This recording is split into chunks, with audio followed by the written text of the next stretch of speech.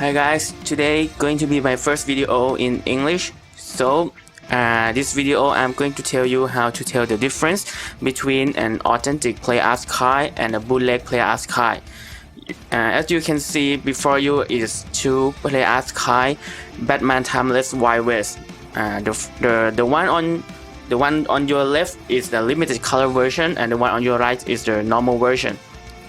If you can see the difference between these two boxes, other than the limited color version stickers, you can see that if you look closely, the detail is a little bit different.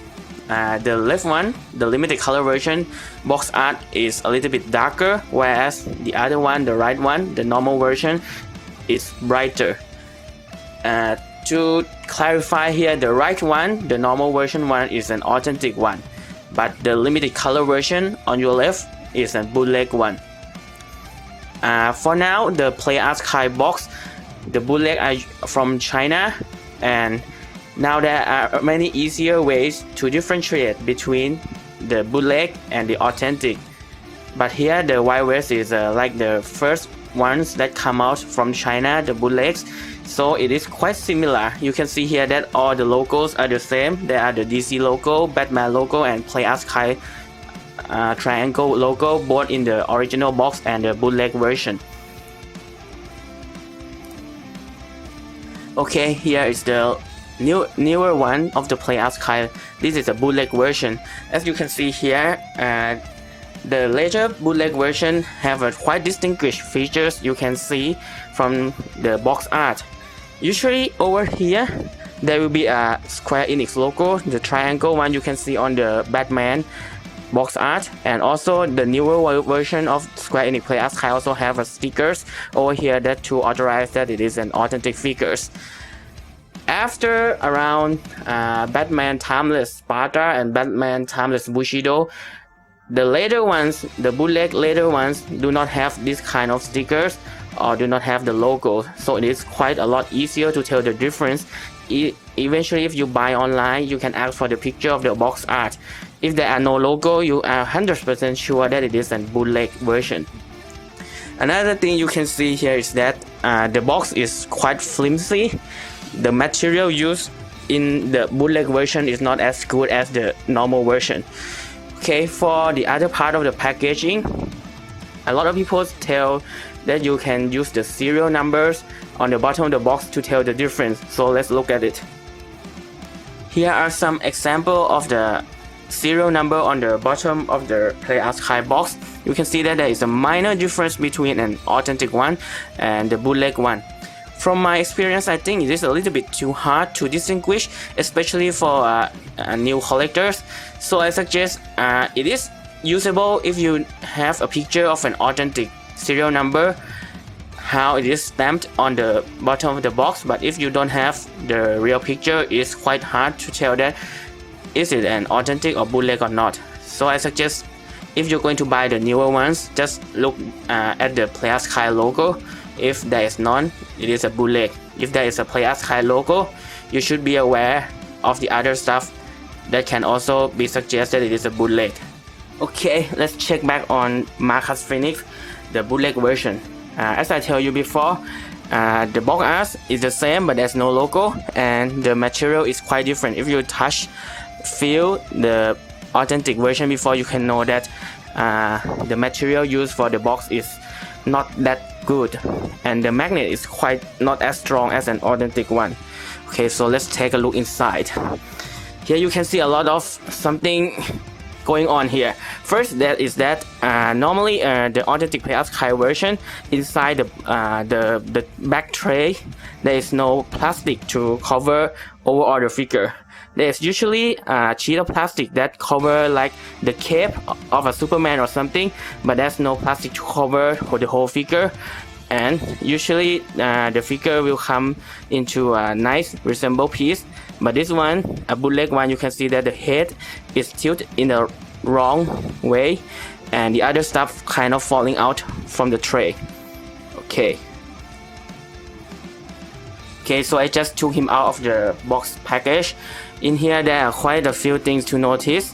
If it's like a first-hand bootleg version, there are some tape to cover the two plastic sheets over here. You can see that over here too. All the way to both sides of the box. The normal authentic Play Archive version do not have this kind of tape.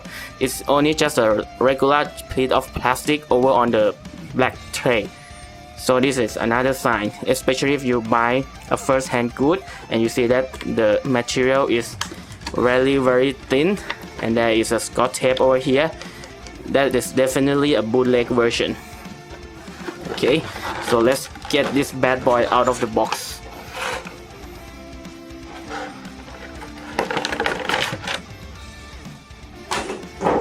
Okay, as I told you before, there is this kind of plastic sheet over the figure, which usually the authentic one doesn't have. Okay, you can pull that one out. Okay. So let's look at the figure. Okay, so this is Marcus. Okay. So overall, the most distinguished part of a bootleg version of a Play Archive is the head, especially if the model is like a no helmet or no mask over the face. The face sculpt of the bootleg version usually is not that detailed as the authentic version. Usually in the eyes and the mouth, the authentic version will have a lot of better detail and paint job. But otherwise, the other part of the paint job of the model usually resemble the authentic version. There's maybe some painting mismatch. Okay, so let's get back to the two Batman white vests. As I told you before, the original color version is the authentic one, and the limited color version is a bootleg one. You can see from the start that just like the Marcus Fenix Play Archive, the face of an authentic one is quite detailed and the color is normal and smooth, whereas the color of the face of the authentic of the bootleg one is quite not that great as the authentic one. Other stuff you can see around here, that there is some kind of mismodeling, like the cape around here. This is the bootleg version. You can see that it's quite warped, whereas the normal one is normally curved. Other than that, there are some minor difference between authentic and bootleg, depends on which kind of Play Archive, but overall it's like the paint job of the bootleg is not that good. The joints and articulation somehow is a hit and miss of the bootleg version. I can show you here that let's see the normal authentic version first. You can hear the sound. It's clicking quite nicely and it's fit. Even though this is a very old Play Archive, the joint will feel a lot stiffer for the authentic version. You can hear the sound right here. Okay, so now let's look at the bootleg version. Okay, you can see here that first it's quite loose around the hip joint and it's a little bit very difficult to pose because the joint is not that strong comparing to the authentic one. Yeah, you can hear that it is not as stiff as the authentic ones.